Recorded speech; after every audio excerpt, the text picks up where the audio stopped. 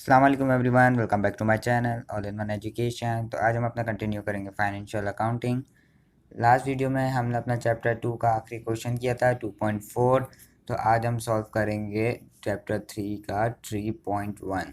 जो चैप्टर 3 के remaining questions हैं वो हम सॉल्व करेंगे। तो आज की वीडियो में 3.1 सॉल्व करेंगे। ये 3.2 ए की तरह है, जिसमें हमें ट्रांजेक्शन्स में से क्या डेबिट हो रहा है और क्या क्रेडिट हो रहा है सिंपली वो लिखना था। तो 3.1 भी बिल्कुल उसी तरह है। बिना टाइम जाया करें चलिए शुरू करते हैं 3.1। Complete the following table. इन्होंने इसी तरह दो कॉलम्स बनाए हुए हैं, account to be debited, account to be credited, जो कि मैं आपको स्क्रीन पे दिख रहा होगा। मैं पहले से ही बना चुका हूँ नीचे। तो ए ट्रांजेक्शन से शुरू करते हैं। Goods bought on credit from J rate.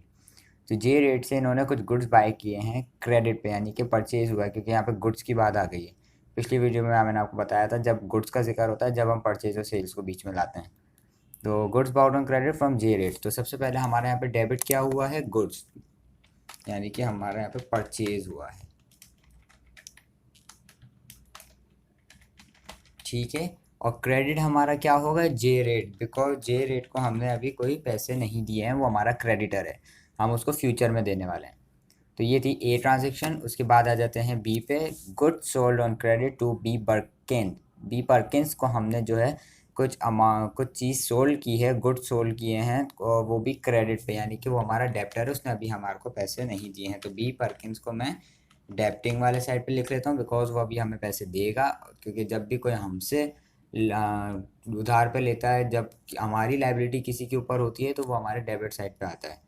और गुड्स हमने सोल्ड किए हैं, तो हमें पता है जब भी सेल्स होती है तो वो हमारे, जब भी सेल्स इंक्रीज होती है वो हमारी जाती है क्रेडिट वाले साइड पे। तो मैं यहाँ पे लिख लेता हूँ सेल्स गुड्स।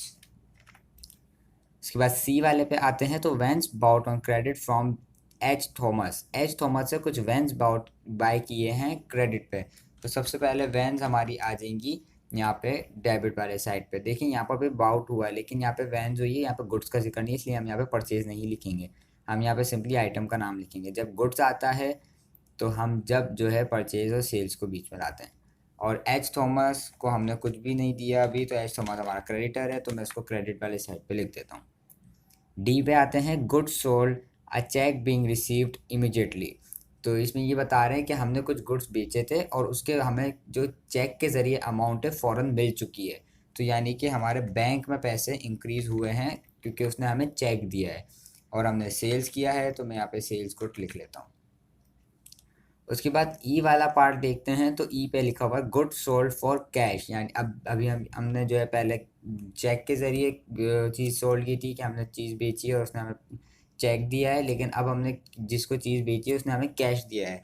तो हम यहाँ पे कैश को डेबिट कर लेते हैं, बिकॉज कैश का इजाफा हुआ है हमारे पास, और सेल्स किया है तो सेल्स हमारा क्रेडिट पे आ जाएगा। एफ वाले में goods purchased by us return to supplier H Hardy. तो goods purchased by us return to supplier H Hardy, यानी कि हमने कुछ गुड्स से परचेज किए थे वो हमने रिटर्न कर दिए सप्लायर को एच हार्डी नाम के। ठीक है। तो यहाँ पे हुआ है परचेज रिटर्न। तो जब परचेज होता है तो डेबिट वाले साइड पे आता है, और परचेज रिटर्न हुआ है तो वो हमारा आएगा क्रेडिट वाले साइड पे।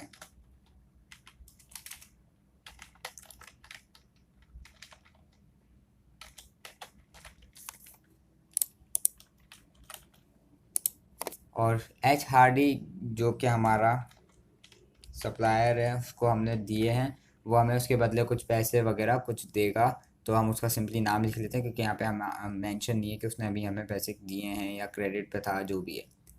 जी पे आ जाते हैं। Machinery sold for cash. तो यहाँ पे हमने कुछ मशीनरी बेची है कैश पे, तो कैश का हमारे पास इजाफा हुआ है और मशीनरी हमारे पास से गई है।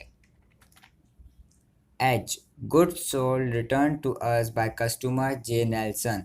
तो कुछ गुड्स जो हमने बेचे थे वो कस्टमर ने हमें वापस कर दिए हैं। जे नेल्सन नाम का एक कस्टमर है, अब जो भी उसका इशू था वट। तो सेल्स हमारी आती है क्रेडिट वाले साइड पे, तो सेल्स रिटर्न आएगी डेबिट वाले साइड पे।